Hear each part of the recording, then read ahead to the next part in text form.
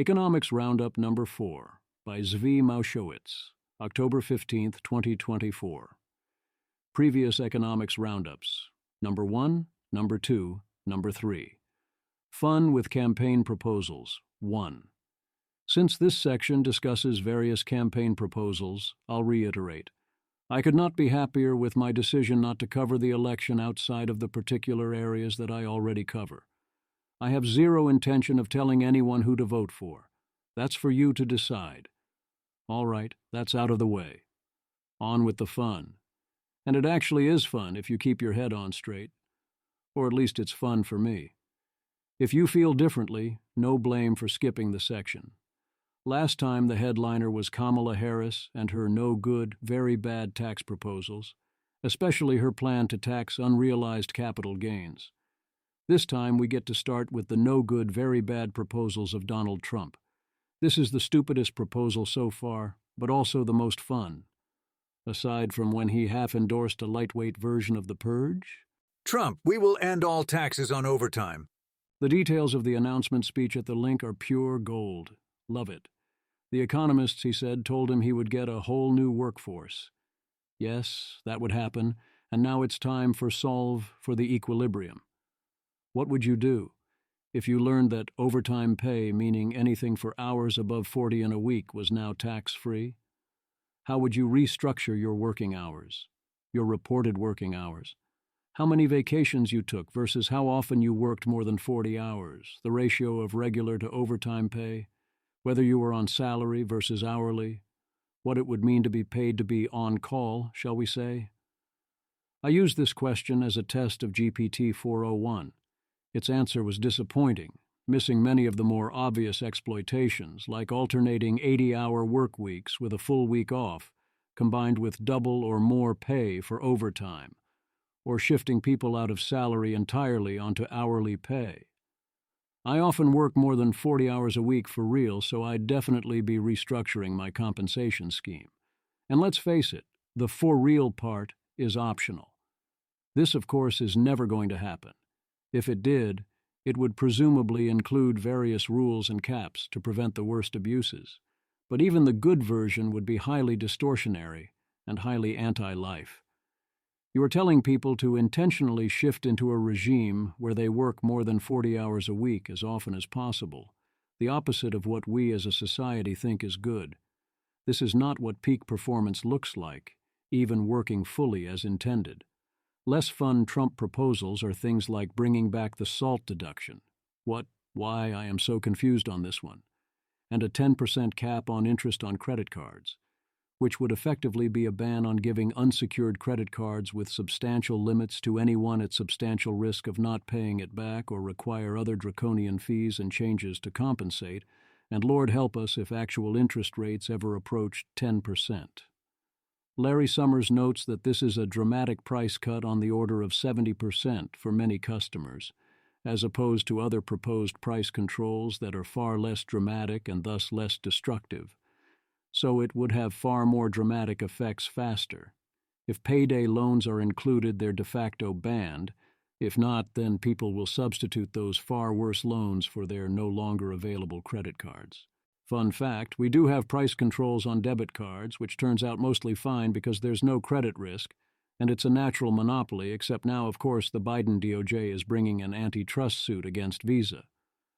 Then there's, I'm going to bring down auto insurance costs by 50%, where I could try to imagine how he plans to do that, but what would even be the point?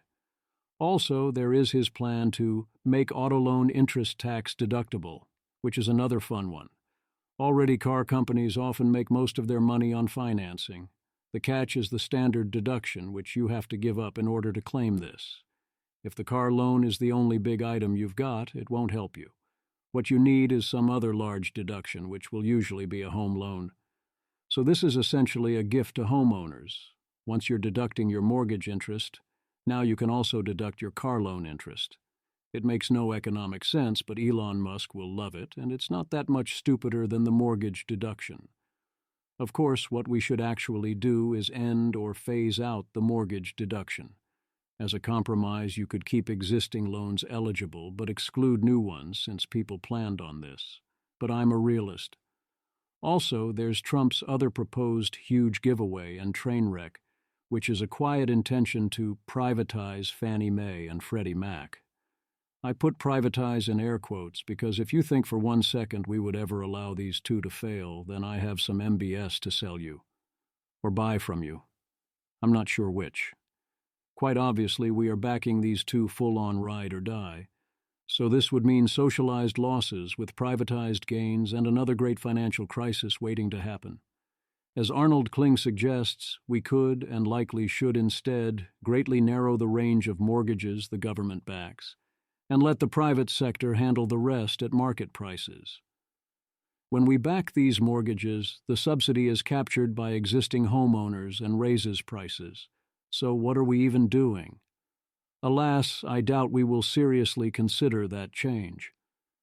Another note on the unrealized capital gains issue is what happens to IP that pays out over time. For example, Taylor Swift suddenly owns a catalog worth billions that could gain hundreds of millions in value when interest rates shift. Are you going to force her to pay tax on all that? How is she going to do that without selling the catalog? You want to force her to do that? Or do you want her to find a way to intentionally sabotage the value of the catalog? We have some good news on the grocery price control front, as Harris has made clear that her plan would not involve global price controls on groceries and widespread food shortages. Instead, it will be modeled on state-level price gouging laws, so that in an emergency we can be sure that food joins the list of things that quickly becomes unavailable at any price, and no one has the incentive to stock up on or help supply badly needed goods during a crisis. Campaign proposals. 2. Tariffs. Tariffs are terrible, but not as bad as I previously thought, if there is no retaliation. Justin Wolfers. Here's a rule of thumb that Goldman draws from the literature. 1. Roughly 15% of a tariff is borne by exporters from the other country. 2. Another 15% results in compressed margins for American importers. 3. 70% of the burden is borne by consumers paying higher prices. The first 15% is indeed then free money, and the second 15% is basically fine. So, if you were to use the tariff to reduce other taxes, and the other country didn't retaliate, you'd come out ahead. You get deadweight loss from reduced volume due to the 70%, but you face similar issues at least as much with almost every other tax. A full-on trade war by the USA alone, however, would be extremely bad. HTMR. Edward J. Balistreri and Christine McDaniel. We use an advanced model of the global economy to consider a set of scenarios consistent with the proposal to impose a minimum 60% tariff against Chinese imports and blanket minimum 10% tariff against all other U.S. imports. The model structure, which includes imperfect competition in increasing returns industries, is documented in Balistreri, Boehringer, and Rutherford, 2024. The basis for the tariff rates is a proposal from former President Donald Trump, Seawolf 2024. We consider these scenarios with and without symmetric retaliation by our trade partners. Our central finding is that a global trade war between the United States and the rest of the world at these tariff rates would cost the U.S. economy over $910 billion at a global efficiency loss of $360 billion. Thus, on net, U.S. trade partners gain $550 billion. Canada is the only other country that loses from a U.S. go-it-alone trade war because of its exceptionally close trade relationship with the United States. When everyone retaliates against the United States, the closest scenario here to a U.S.-led go-it-alone global trade war, China actually gains $38.2 billion. Noah Smith does remind us that no, imports do not reduce GDP. Accounting identities are not real life, and people, including Trump and his top economic advisor, are confusing the accounting identity for a real effect. Yes, some imports can reduce GDP, in particular imports of consumer goods that would have otherwise been bought and produced internally. But it is complicated, and many imports, especially of intermediate goods, are net positive for GDP. Car seats as contraception. In other campaign rhetoric news, I offer props to J.D. Vance for pointing out that car seat requirements act as a form of contraception. The context of his comment was a hearing where people quite insanely proposed to ban lap infants on flights, which the FAA has to fight back against every few years by pointing out that flying is far safer than other transportation. So such a ban would actively make us less safe by forcing people to drive. They didn't take our jobs. If you want the right job or a great job, that's hard. If you want a job at all, that's relatively easy, if you're in reasonable health. Jeremy, only 4% of working-age males not in the labor force say they have difficulty finding work. By far the largest reason for dropping out is physical disability and health problems.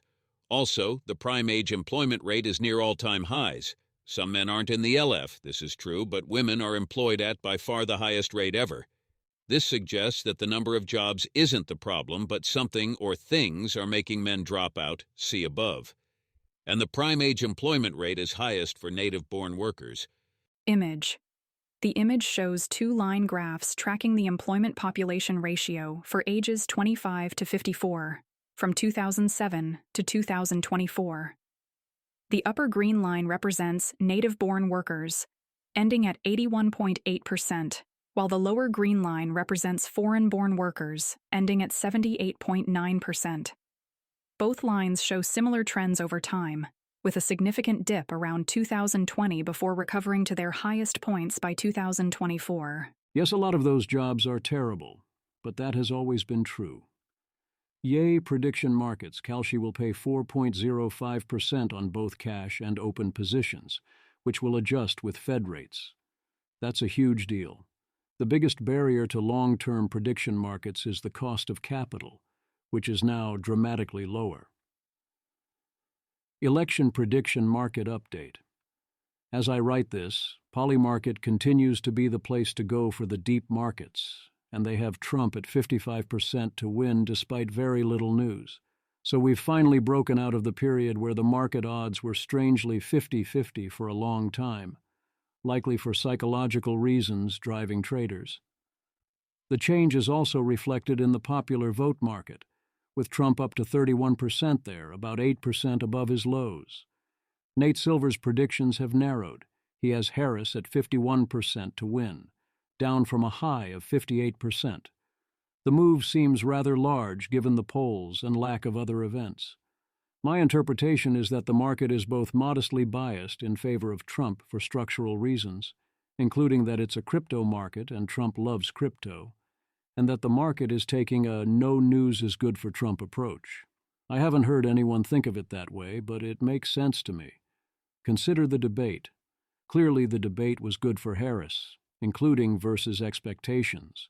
But also the debate was expected to be good for Harris, so before the debate the polls were underestimating Harris in that way.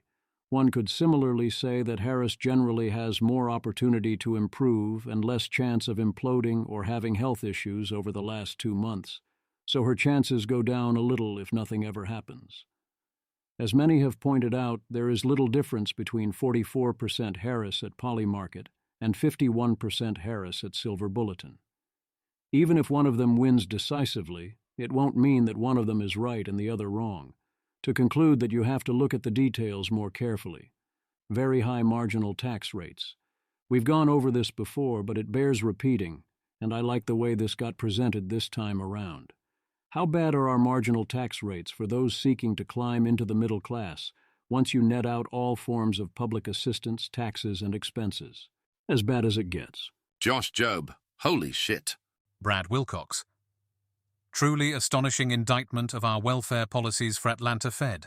A single mother in D.C. can make no gains, financially, as her earnings rise from $11,000 to $65,000, because benefits like food stamps and Medicaid phase in/out as her income rises. Terrible for work/marriage. Andrew Jobst. Talk to someone who lost their job in the GFC, highly educated, driven, professional credentials. Wanted to start her own business. Commented about how demoralizing it was to hustle all day to earn another dollar, only for her unemployment benefit to drop by $1. Image. The image consists of two graphs stacked vertically. The top graph shows a blue line representing net resources plotted against annual employment income from $0 to $97,000. The bottom graph is a stacked area chart showing the value of benefits also plotted against annual employment income from $0 to $97,000. This lower chart displays various colored sections representing different benefit programs such as federal EITC, TANF, Medicaid, and others, with their values decreasing as income increases. Benefits are not as good as cash, so the problem probably is not quite as bad as 100% effective marginal tax rates from $10,000 in income up to $65,000. But it could be remarkably close, especially in places with high additional state taxes. Can you imagine what would happen if you took a world like this and you stopped counting tips as taxable income, as proposed by both candidates? Effectively, you'd have a roughly 100% tax rate on non-tip income, but 0% on tips, and Trump would add overtime. Until you could escape well above the $65,000 threshold, basically everyone would be all but obligated to fight for only jobs where they could get paid in these tax-free ways, with other jobs being essentially unpaid except to get you to the $10,000 threshold. Given these facts, what is remarkable is how little distortion we see. Why isn't there vastly more underground economic activity? Why don't more people stop trying to earn money or shift between trying to earn the minimum and then waiting to try until they're ready to earn the maximum, or structuring over time? My presumption is that this is because the in-kind benefits and conditional benefits are worth a lot less than these charts value them at. Cash is still king. So while the effective rate is still quite high, we don't actually see 100% marginal tax rates. Hard work. If you want more income, Tyler Cowen suggests perhaps you could work more hours. A new estimate says 20% of variance in lifetime earnings is in hours worked, although that seems, if anything, low, especially given, as Tyler points out, that working more improves your productivity and human capital. Tyler Cowen. In the researcher's model, 90% of the variation in earnings due to hard work comes from a simple desire to work harder. Note again, this is an average, so it does not necessarily describe the conditions faced by, say, Elon Musk or Mark Zuckerberg. In my experience, vastly more than 20% of my variance in income comes from the number of hours worked and how hard I was working generally. One could draw a distinction between hours worked versus working hard during those hours. I'd guess the bigger factor is how hard I work when I'm working, but the times I've succeeded and gotten big payoffs, it wouldn't have happened at all if I hadn't consistently worked hard for a lot of hours. The time I wasn't able to deliver that effort at Jane Street, it was exactly that failure and what caused that failure that largely led to things not working out. Working hard also applies to influencers. In this job market paper from Casimir Smith, he finds that the primary driver of success is lots of posting. Sponsored posts grow reach the same as regular posts, which is nice work if you can get it, although this results likely depends on influencers selecting good fits and not overdoing it, and on correlation, where if you are getting sponsorships, it is a sign you would otherwise be growing. The abstract also introduced the question of focus and audience capture. Influencers and other content creators have to worry that if they don't give the people what they want, they'll lose out. And I've found that writing on certain topics, especially gaming, creates permanent loss of readers. I'd love to see the proper version of that paper, too. Yay, price gouging. Yep, it's that time again. Since we've now had some major storms, it's time for another round of reminding everyone that laws against price gouging are a lot of why we so quickly run out of gas and other supplies in emergency situations. Why would you stock extra in case of emergency if you only can sell for normal prices? Why would you bring in extra during an emergency if you can only sell for normal prices? Because presumably what you value most lies elsewhere. Dr. Insensitive Jerk, our relatives in the Florida evacuation zone just told us I-75 is a parking lot and no gasoline is available. Do you know why no gasoline is available? Because of price gouging laws. Pointing this out provokes a predictable emotional response from adult children. He should give me gas cheaply. He should store an infinite amount of gasoline so he can fill up all the hoarders and still have gas left for me. and he should do it for the same price as last week. Now, when Floridians need gasoline desperately, they can't buy it at any price because other Floridians said, "It's cheap, so I might as well fill the tank." People outside Florida with tanker trucks full of gasoline might have considered helping, but instead they said, "I won't risk it. If I charge enough to make it worth my while, I will be arrested and vilified in the press." But at least the Floridians won't have to lie awake in their flooded houses worrying that somebody made a profit from rescuing them. Alas, the Bloomberg editorial board will keep on writing correct takes like, "Price controls are a bipartisan delusion." The Post actually downplays the consequences in a few cases, if anything, and we will go on doing it. I appreciate this attempted reframing, though I doubt it will get through to many. Maxwell Tabarrok. High prices during emergencies aren't gouging. They're bounties for desperately needed goods. Like a sheriff offering a big reward to catch a dangerous criminal, these prices incentivize the entire economy to rush supplies where they're most needed. With two major hurricanes in the last couple of weeks, price gouging is in the news. In addition to its violent name, there are good intuitive reasons to dislike price gouging.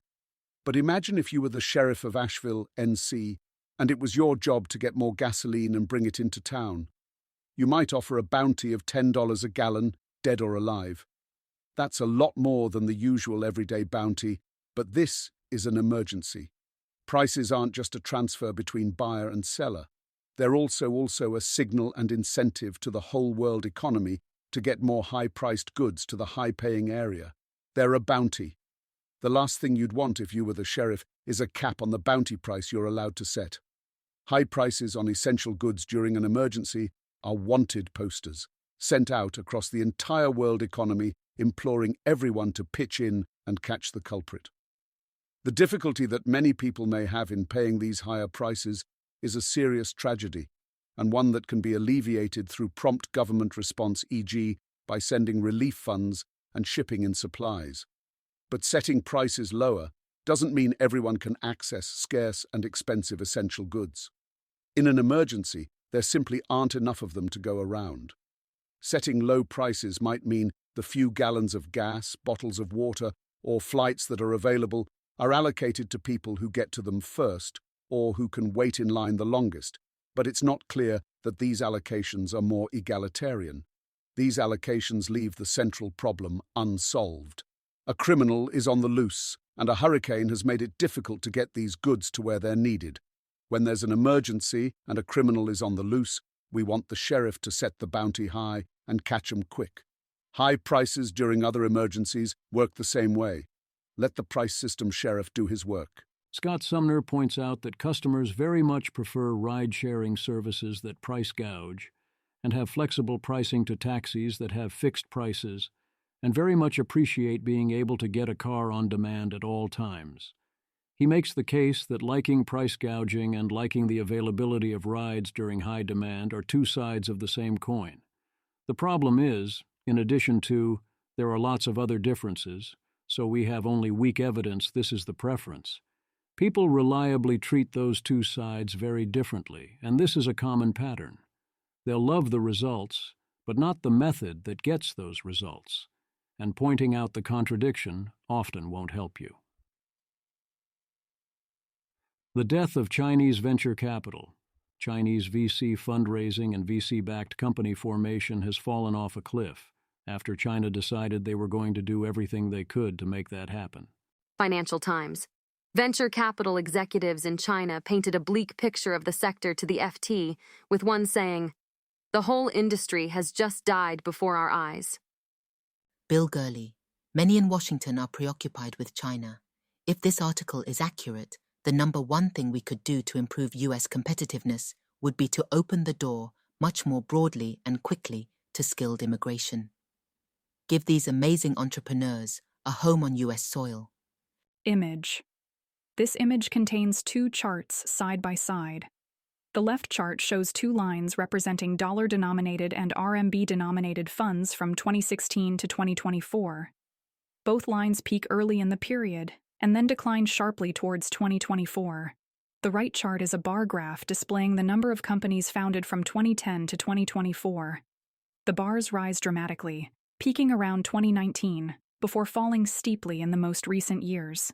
It's important to note these are private VC funds and VC-backed companies only.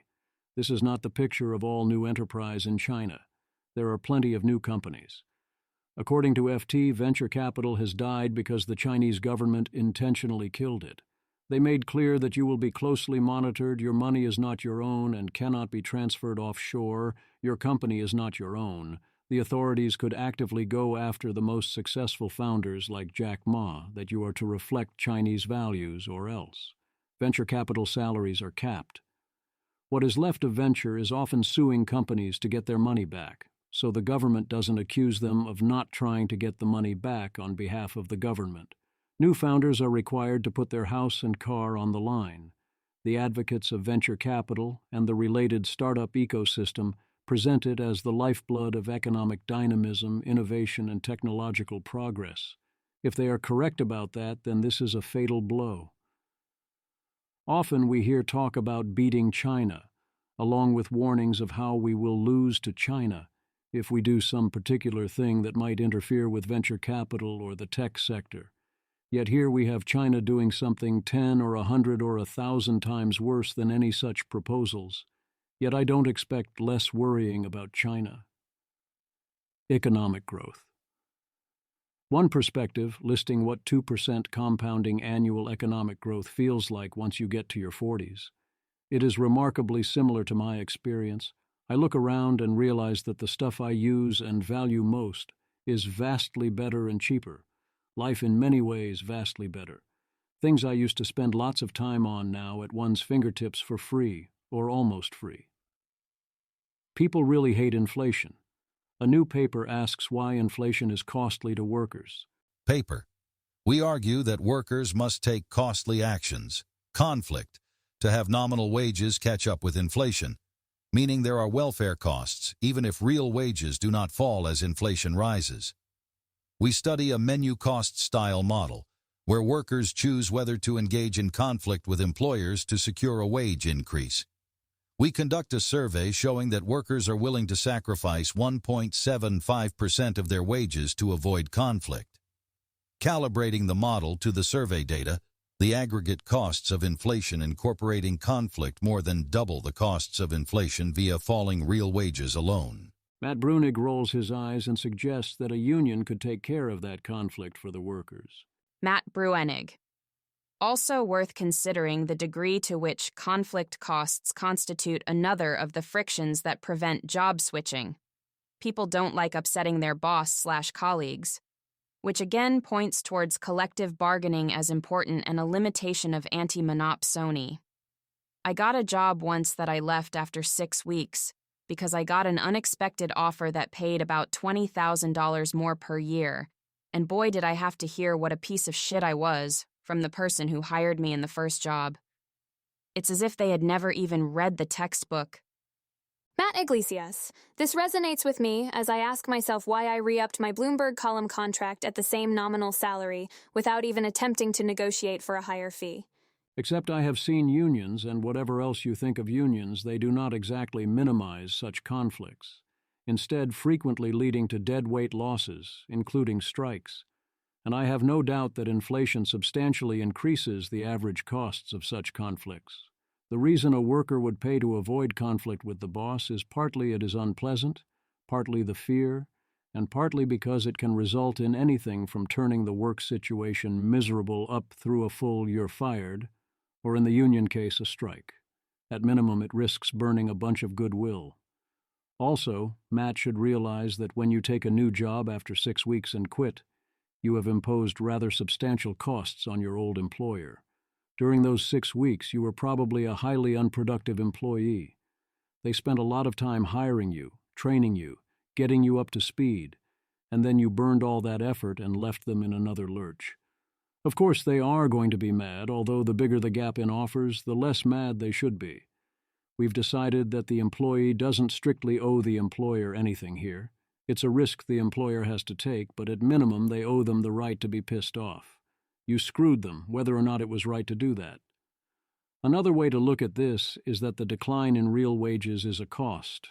which then often means other costs get imposed, including deadweight losses like switching jobs or threatening to do so, in order to fix it, but that, as is often the case, those new costs are a substantial portion of the original loss. There are also the actual real losses. This is especially acute in situations that involve wages being sticky downwards, or someone is otherwise above market or above their negotiating leverage. For example, when I joined company, I was given a generous monthly salary. I stayed for years, but that number was never adjusted for inflation because it was high, and I needed my negotiating points for other things. I didn't want to burn them on a COLA or anything. Often salary negotiations happen at times of high worker leverage, when they have another offer or are being hired or had just proven their value or whatnot.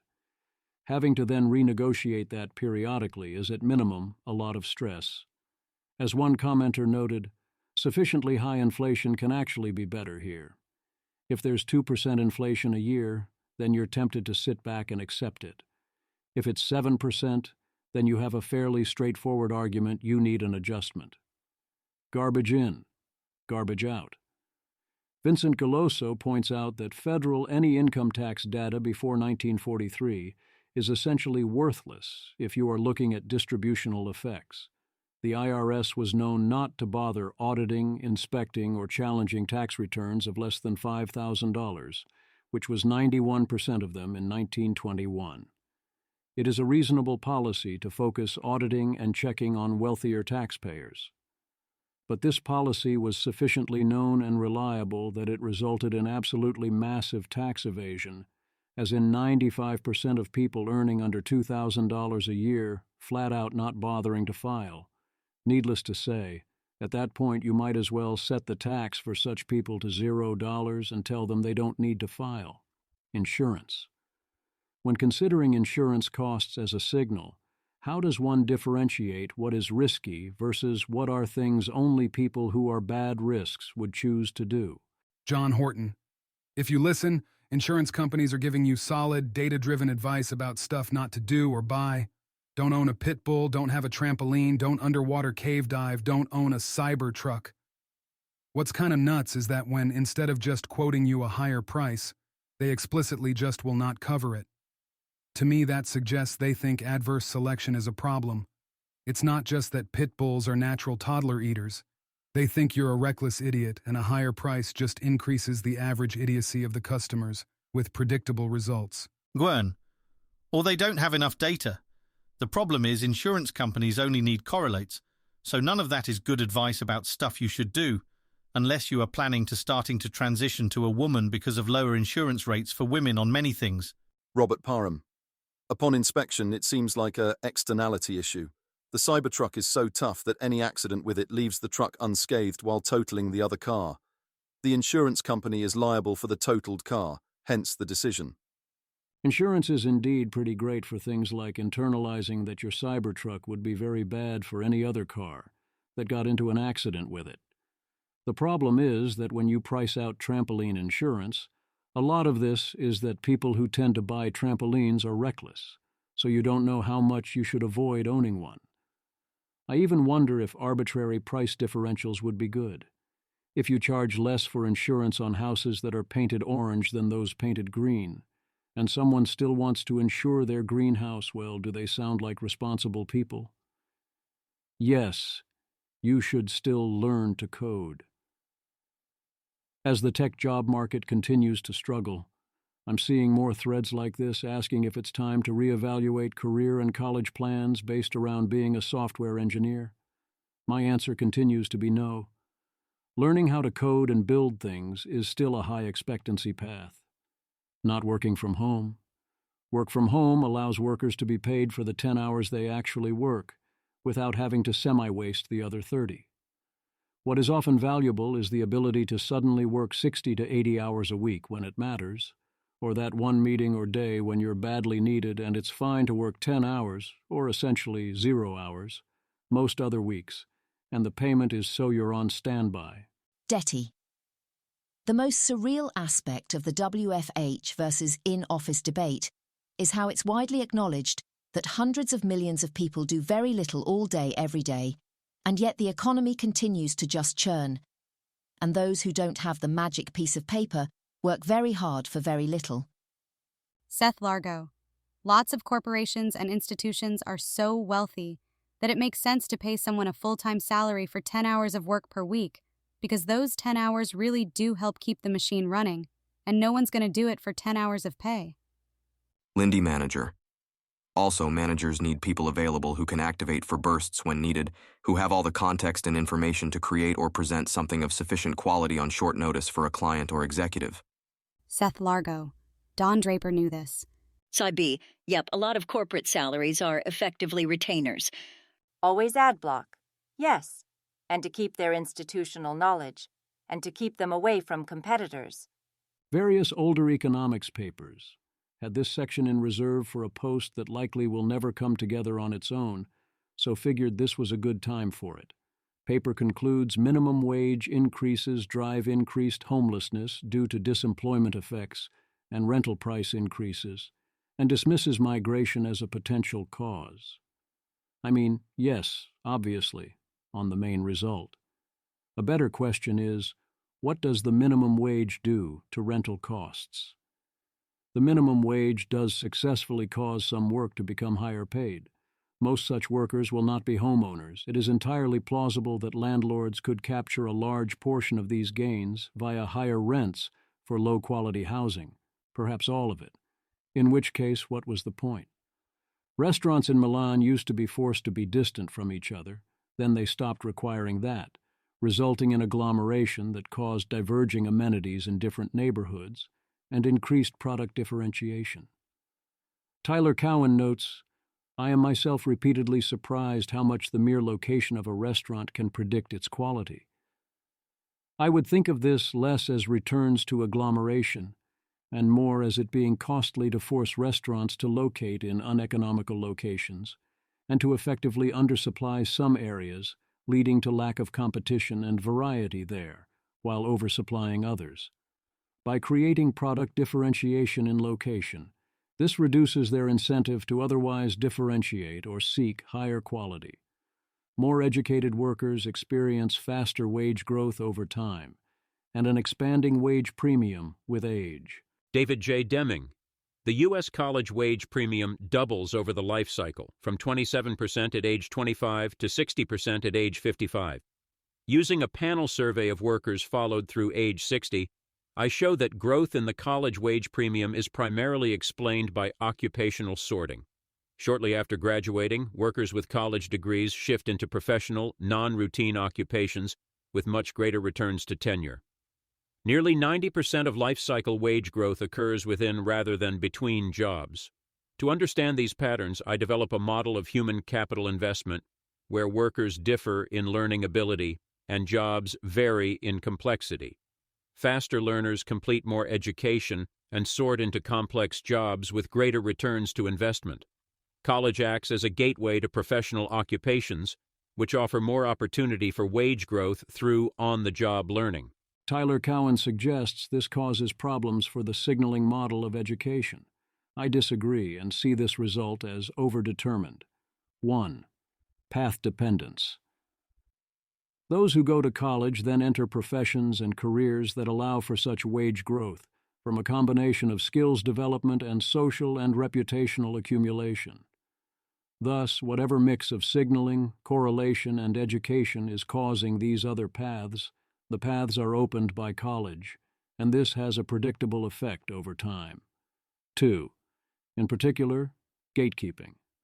I don't buy that future employers will no longer care if you went to college. Many high-paying jobs will be difficult or impossible to get without a degree, and the degree helps justify paying someone more, since pay is largely about affirming social status. Gatekeeping thus keeps such people increasingly down over time as results compound, and also discourages investment. Why develop human capital that no one will pay for? 3. Correlational. If you go to college, this is a revealed preference for longer time horizons and longer-term investment, including the capacity and capability to do it. It makes sense that such folks would continue to invest in human capital growth over time relative to others. 4. In particular, signaling.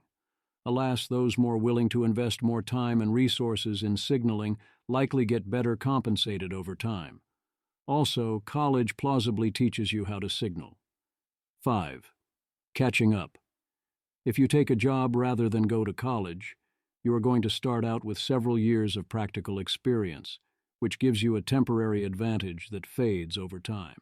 College students first entering the workforce are famously out of touch and useless, lacking practical skills, and are coming from a sheltered academic world with unproductive norms. Over time, you get over it.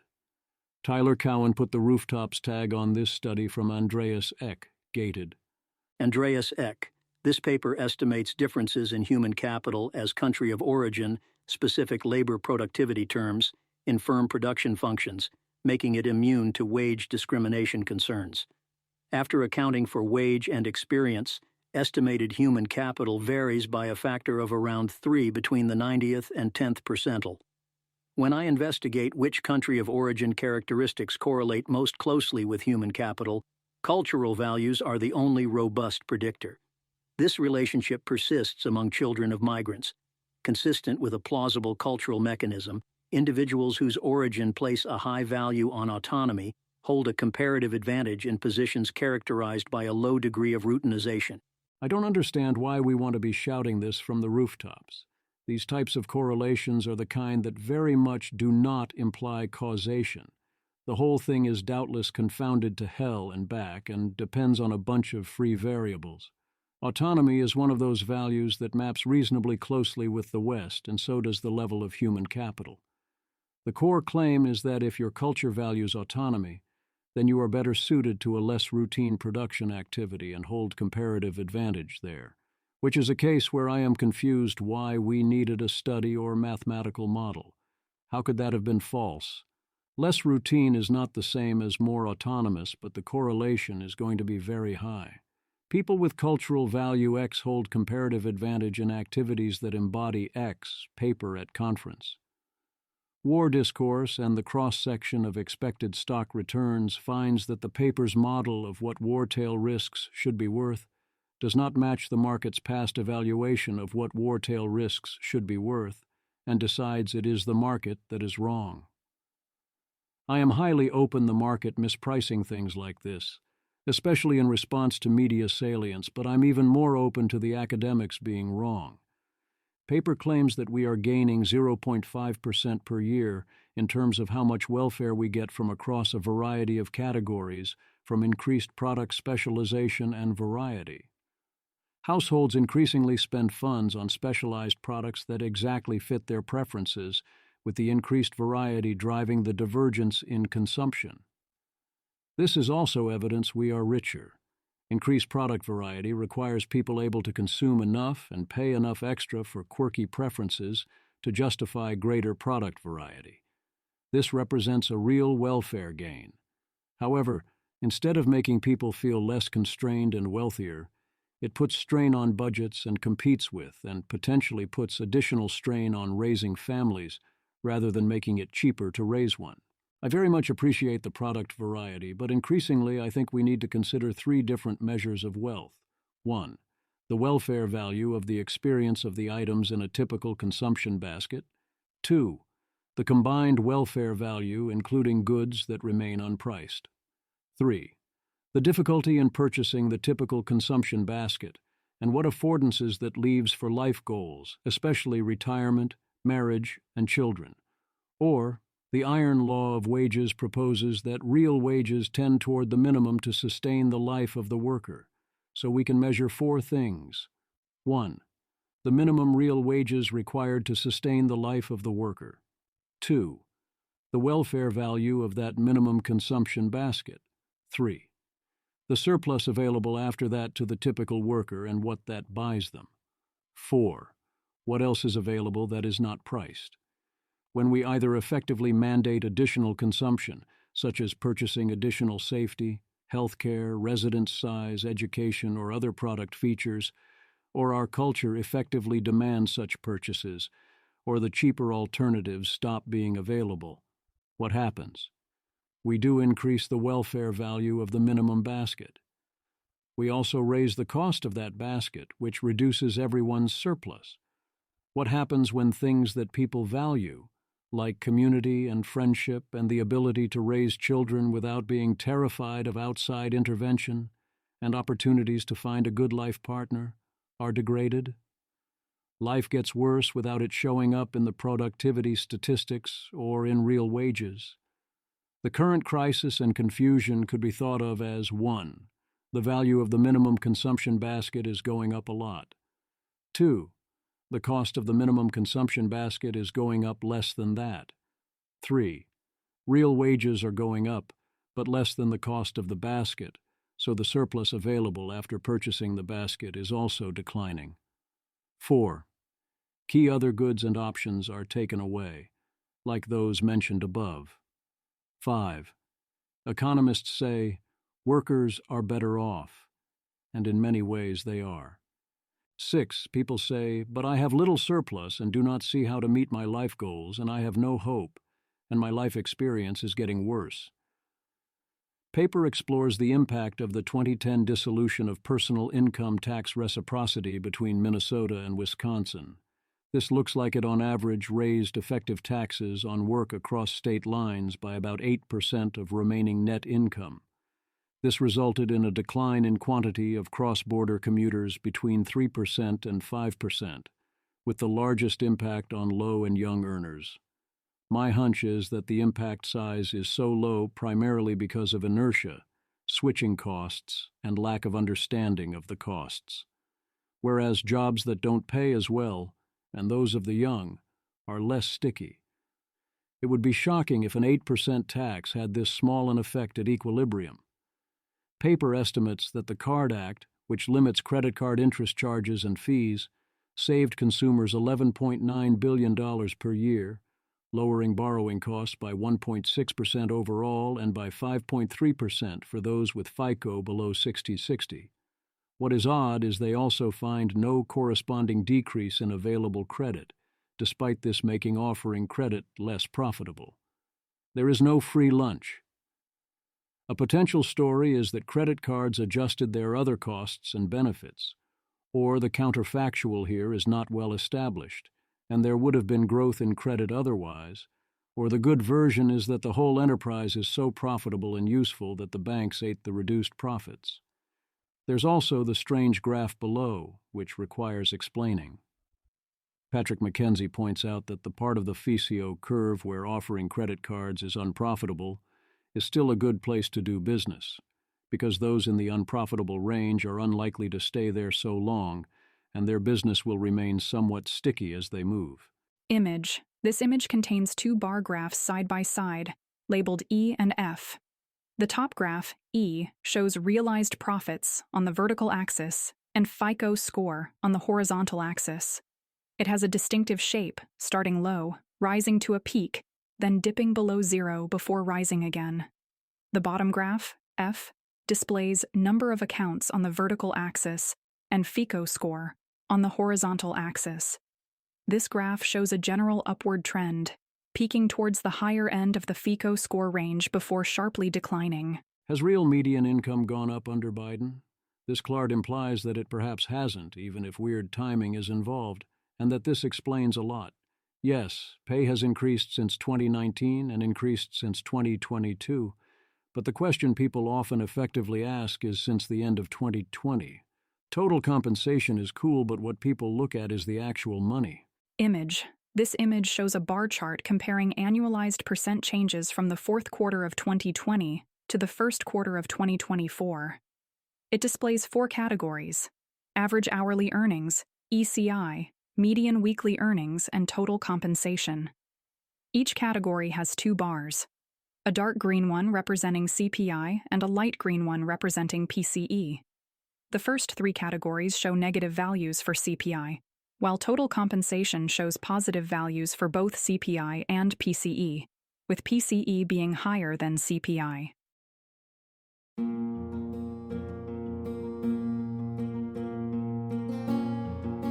This has been an episode of the Don't Worry About the Vase podcast. If you enjoyed this podcast, please visit thezv.substack.com to support the author. If you enjoy having AI-narrated episodes, please note this is a listener-supported podcast. To receive new posts and support the cost of creation, consider becoming a subscriber at dwatvpodcast.substack.com. Thanks for listening.